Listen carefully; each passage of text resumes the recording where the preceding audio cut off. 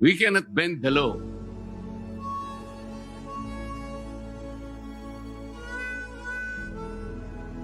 Kasi po, kapag pinanatili natin yun, it is as if the ombudsman has the power to refine the law or even revolutionize the law. No one can do that, Mr. President. But Mr. President, he insisted. So doon po nagkakaroon ng problema. While publicly, he declares that he upholds the law to the fullest. Pero in reality, it is not being done. How can you put a requirement which is not in the law? And he said that was his opinion. His opinion will not even matter, Mr. President.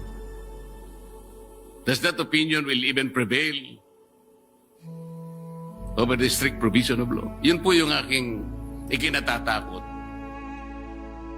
Mr. President, abiding by that principle and acting otherwise is different.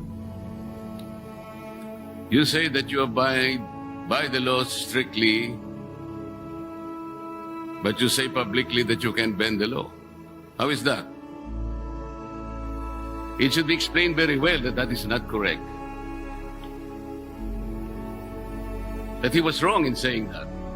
He was very wrong in confirming and even affirming that publicly in one of our hearings in the Blue Ribbon Committee. Can we expect that, Mr. President? And it's a figure of speech, Mr. President. Mr. President, why figure of speech? The office of the Ombudsman is a high office. We are not supposed to be guided by figures of speech. Our people might be misled into believing that it's all right to bend the law, provided we do not eventually break it. Sorry, the budget of the Office of the Ombudsman. We respectfully submit for the body's consideration the fiscal year 2026 proposed new appropriations for the Office of the Ombudsman amounting to 6.5 billion pesos. Thank you, Mr. President.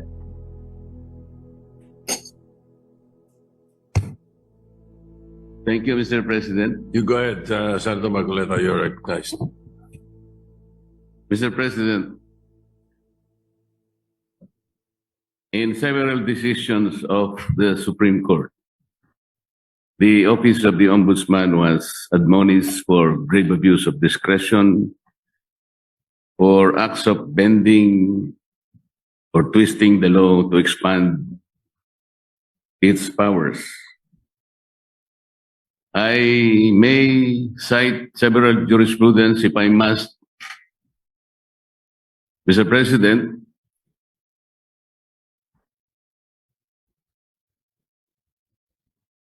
if I will be required. And we all know that the present Ombudsman, Mr. President, publicly flouted his predilection to bend the law. Does he believe that these decisions of the Supreme Court are wrong and he is not bound by these decisions?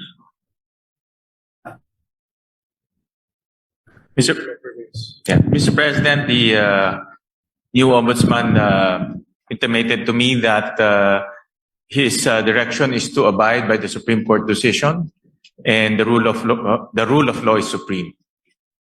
And therefore is not correct. And there is no basis for flouting those statements publicly declared that bending the law is all right, provided that he is not breaking the law. Mr. President, it's a figure of speech, Mr. President.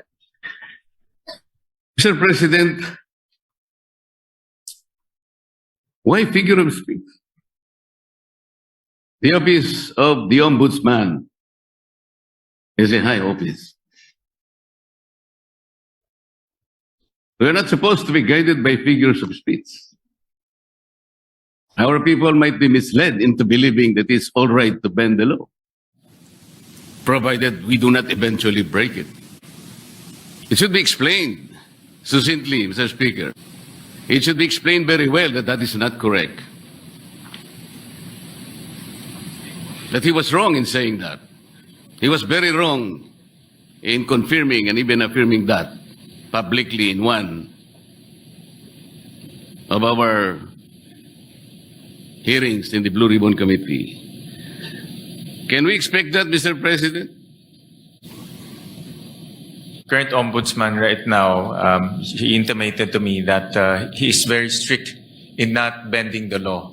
In fact, he also intimated that he will abide by the Supreme Court ruling as he believes that the rulings are forms part of the law, and the rule of law is supreme, Mr. President. So he abides by those principles, Mr. President, and he will carry that in his tenure as the country's ombudsman, and especially in his quest to hold people to account and to put people in jail who, especially those who transgressed our laws, Mr. President. So those are the principles that he abides by, and those are the principles he will carry in his duty as our ombudsman, Mr. President. Mr. President, abiding by that principle and acting otherwise is different. You say that you abide by the laws strictly, but you say publicly that you can bend the law. How is that? Doesn't the public need to be clarified very clearly on this matter, Mr. President? Our people might be confused by that statement. That's why I am asking whether he can make a clarification or he can make public apology for saying that, Mr. President. And this will be good for the country. But Mr. President, we thank the good gentleman from Tarlac and Pampanga, Senator Marcoleta, for bringing this up. And this is an opportunity for the current ombudsman to clarify his statements. And this is actually the clarification that he is expressing to this august body, that he will abide by the rule of law and he will not bend the law to serve any other purpose, Mr. President, or to serve any other being, Mr. President. So, Can we... so, Mr. Sorry. President, that's why this is an opportunity, and as he intimated to me, that he will always put the rule of law as supreme, Mr. President. Mr. President, even for this issue alone, can I respectfully move that maybe we can suspend our rules? I want to hear personally the ombudsman to say it for himself. Muli nagpapasalamat po kami kay Senator Marcoleta at tinanong niya po yung itong issue. Nagbibigay po to ng oportunidad para sa ating bagong ombudsman klaruhin yung kanyang mga nasabi. At wala hong intention to bend the law. No? That's very clear. In fact, ang prinsipyo po ng ating bagong ombudsman is to follow the law and uphold the law. Dahil naniniwala siya na ang rule of law is supreme, Mr. President. So, para lang klaro, no, na itong nasabi niya ay isang figure of speech, pero wala hong intensyon na baliin po ang batas. Dahil ang kanyang intensyon ay ipatupad ng batas ng may integridad at may katarungan, Mr. President. Mr. President, kaya ko lang naman po ipinipilit ang bagay na ito sapagkat I think even the ombudsman as a lawyer himself believes in the court doctrine of our legal system, dura lex sed lex. Yung sinasabi nating bending the law will be inconsistent totally with this core legal system. Hindi mo po pwedeng kahit na konti. Tatanong ko nga sana to what extent can you bend the law that can still be acceptable? Hindi po pwede yun eh. Duralex sed lex. At ako rin po, sumasang-ayon po sa kay Senator Marcoleta, the good gentleman from Tarlac, Pampanga, na ang batas po ay dapat ho natin ipatupad.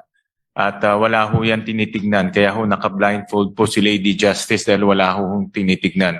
At yan rin po ang assurance ho ng ating bagong ombudsman dito po sa bulwagang ito at sa lahat po sa sambayang Pilipino na nanonood ho sa atin na ipapatupad niya ho ang batas na may integridad po. Kasi po, Mr. President, nakakabagabag talaga. Sana po figure of speech lang.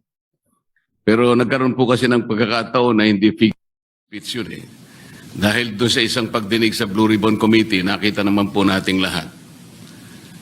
When a particular witness applied for witness protection program, and the law is clear, the provisions of law on the requirements on how to apply for a witness under the witness protection program. Nandun po lahat yun eh. The enumerations, the requirements are exclusive.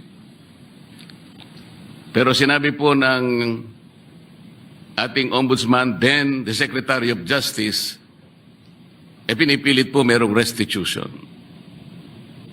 I advise him that he cannot do that because restitution does not appear in the law. But Mr. President, he insisted. So doon po nagkakaroon ng problema.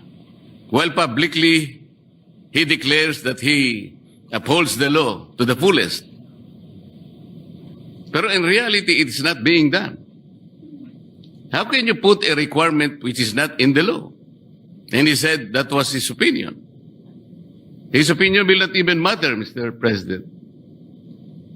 Does that opinion will even prevail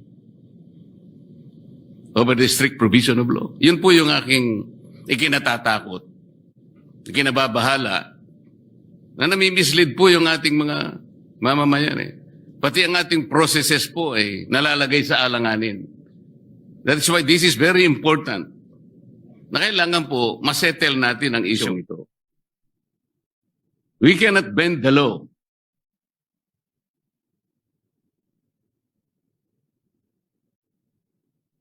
Kasi po, kapag pinanatili natin yun, it is as if the ombudsman has the power to refine the law or even revolutionize the law. No one can do that, Mr. President.